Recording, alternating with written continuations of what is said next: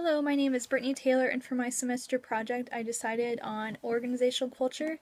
In order to know what culture is, I reverted back to the textbook, and the textbook states organizational culture, which stands for the actions, ways of thinking, practices, stories, and artifacts that categorize an organization.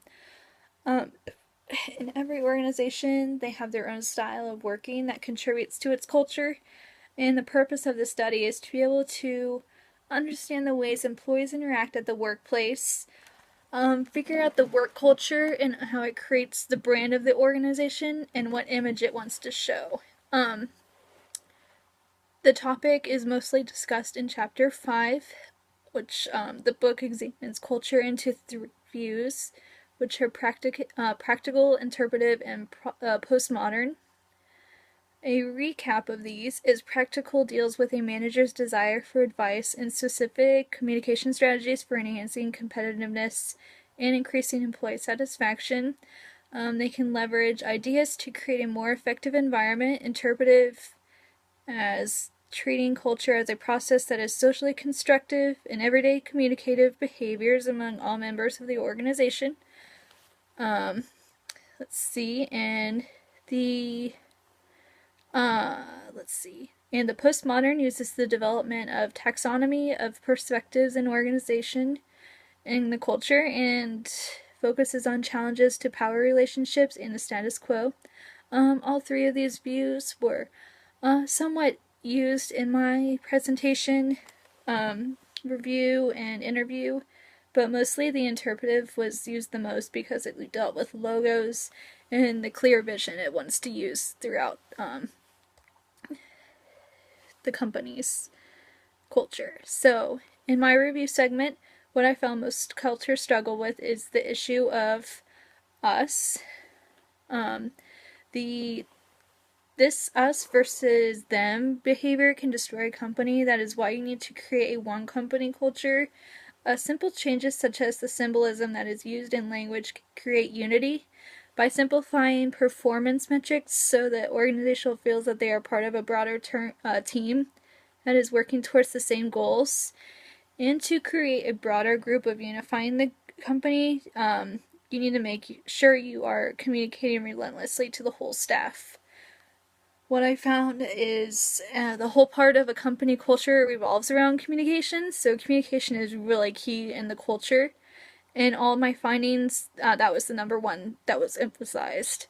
For in an organization to be fully successful, the vision of the company must be expressed from management and then be compliant with the employees as well. You need to have the best values and aspirations them to implement them in the workplace. They need to be able to acknowledge the driving force of ethical behavior and bring those values to the surface in the working setting to create that compliance that's more voluntary. People that will show up to work with a full set of values when they identify with the company's authority, leadership, and company's rules, they are considered good employees that are willing to do the job. Another part of my review was finding that the companies put their values first and not sacrifice growth. By living by a common set of values, employees feel more comfortable expressing thoughts and ideas and contributing to the organizational culture. So they just want to feel that they're more united in their company instead of not being listened to. They want to propel the business decision and make the right move towards the end goal as well. Another way is incorporating values in recruiting and compensation. You have to have good employees, and you have to be rewarding of their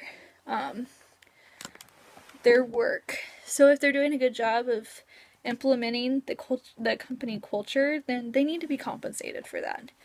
And the last is organizational drift. It deals with making bigger changes quicker than they need to, so they're changing the culture dramatically without a reason to.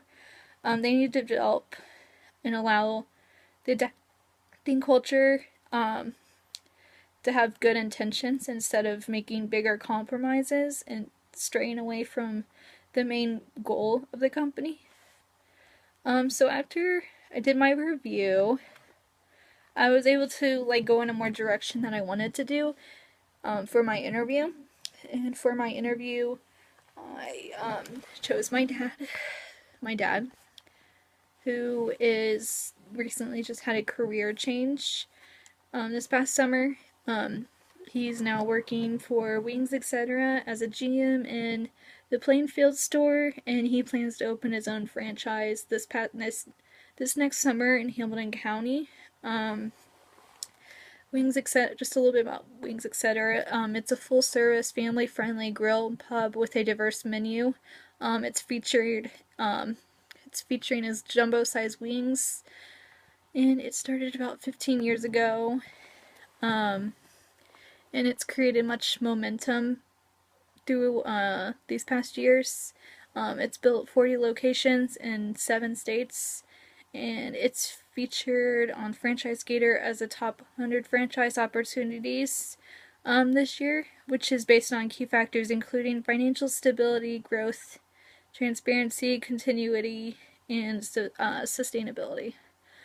For my interview, I wanted to find out how the employees were interacting with the workplace and if he was able to interpret what the culture was in his short time starting with the company, and if they were teaching him the culture or if they were more of a them culture instead of us. Let's see. He sees that more staff is an issue, trying to provide solid teamwork to unify a group instead of themselves, and they're sticking to their own ways and not the company's ways. That's a problem that he's been facing. Even,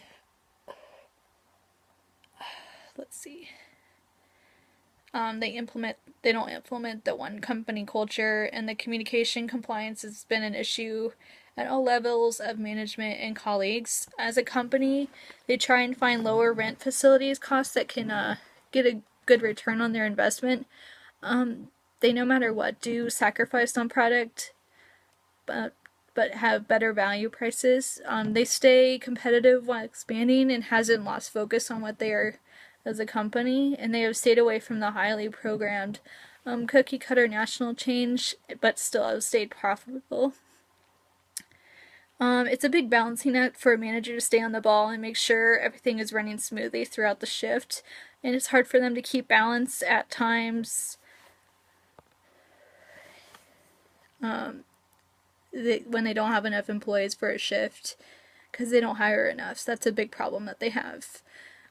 Not only are they working as men or women teams, but they're just not being an us culture. Let's see. What he wants to focus on in his own shore is keeping the culture and business and share as a whole staff, and is not just a one-man show. The culture will survive based on the supply, the glue that binds the rookie staff that he's going to implement, and the first impression of the guest is one that sticks with them for years to come. So some final solutions is unifying communication, values, and survival were key findings to show how properly kept they're established on right on track and displaying their mission. Wings Etc. in general has been keeping with their mission for 15 years and kept the same standards since they started, and you can see that through their style of menu, restaurant atmosphere, and how much their expansion hasn't strayed from the founded culture. Now that they have kept the tactic alive in the coming years and not lose sight of their beginning vision, solution I might propose for my study is the importance of not changing your culture unless you absolutely must, and focus on problems and how culture is influencing it instead of trying to change culture directly. When business focus more on building a culture that is goal-oriented, it becomes easier to achieve it and be able to standards be upheld. And then in conclusion of my project, every organization has their own style of working that contributes to the culture. Knowing what your organization needs on staying away from competitiveness is how you make your successful